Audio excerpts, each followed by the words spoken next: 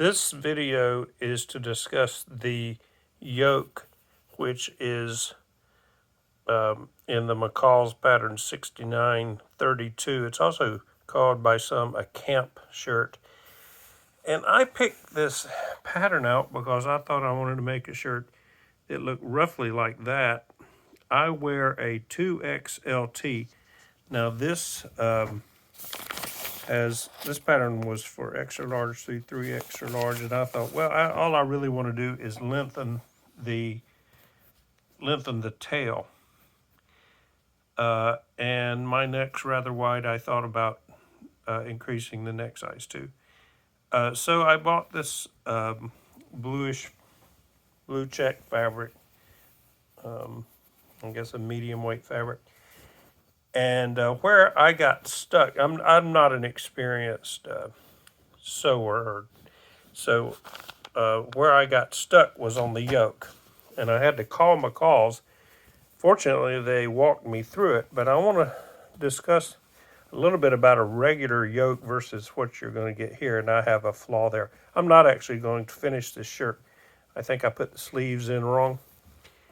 It's tight through my chest. I didn't put it on to try to adjust it. It's got all kinds of instructions on how to adjust. It's a unisex shirt, so there's lots of things that are for a woman's body.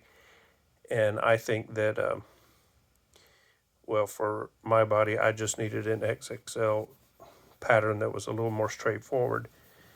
But I don't really, in the end, I don't really like this collar style either.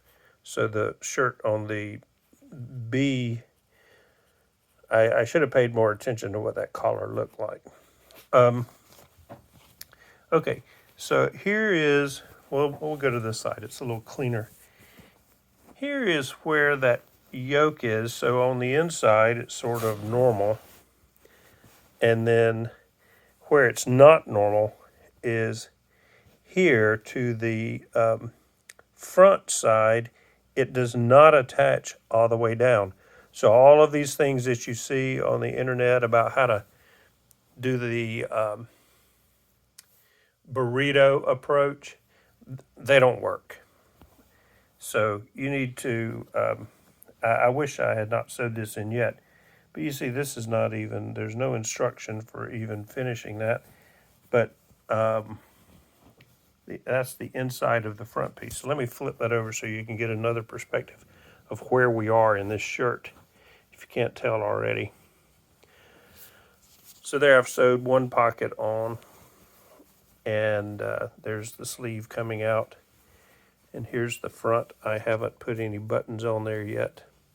And that shirt, that collar can sort of stand up or it can flip over. And the buttons would go down here. So then on the inside again, there's the front inside of the placket, I guess you call it, going down the front. It's pretty wide there, right? And then this does not connect all the way down. So let me compare to two other shirts that I've got so you can see the difference in a normal man shirt that you'd buy off the shelf. That's not like this. Now this one's checked, and I've got a checked one so you can see a checked one and a plain one. And so hold on, if you can't tell where the seam is on this one, I'm going to show a plain one also. So on this one, you see how, well, it's got two pleats in the back. There's one pleat. I'm looking on the inside. And then the other one is over here, whereas the camp shirt pattern just has one pleat in the middle. I didn't get it quite in the middle. And they could have used the burrito technique that you'll see online on this one because of how it's connected here all the way around.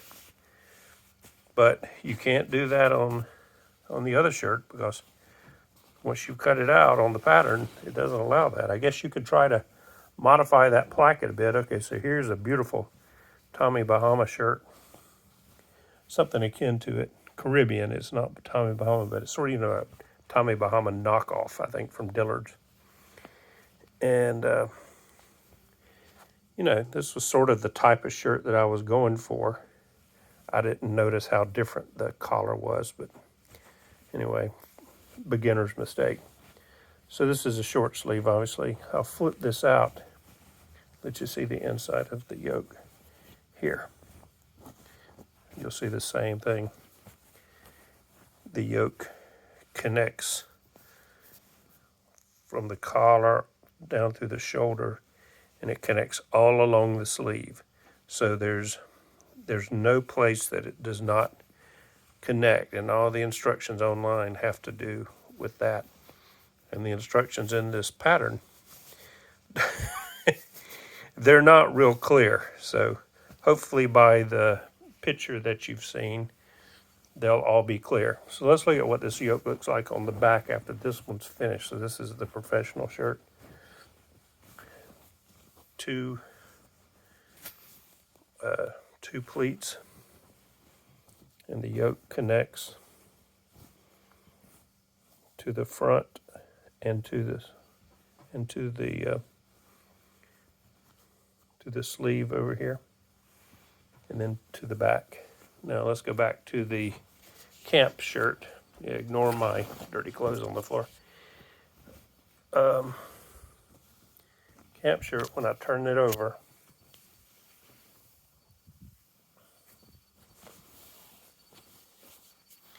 has one pleat in the back that I said I didn't get quite centered.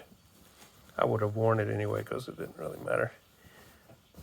If it weren't too tight in the chest, I'd wear the shirt around the house anyway.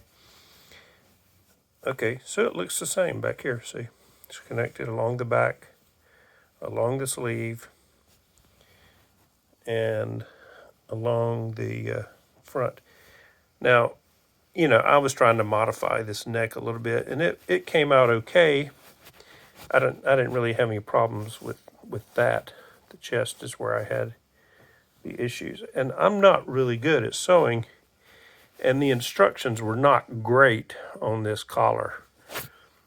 But I sat and thought about it for a long time, about what they were saying and what they were going for.